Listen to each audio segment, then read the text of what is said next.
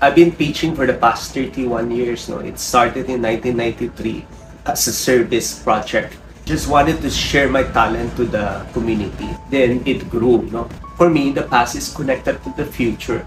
It's because that the past has its past. It has its dark side, has its light side. No, but we cannot edit that anymore. But we bring with us the lesson learned towards a brighter future. No, of course, no one wanted to build a future that is dark, no, for the world. No, that is basically the narrative behind the exhibit. No, before pandemic, I was making a piece called Binalot na Ginto.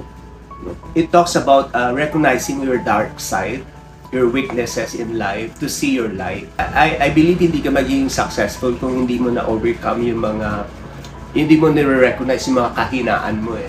Kasi sa lowest point ng buhay ng isang tao, doon mo nakikita usually yung strength mo eh. No? I believe in that. No?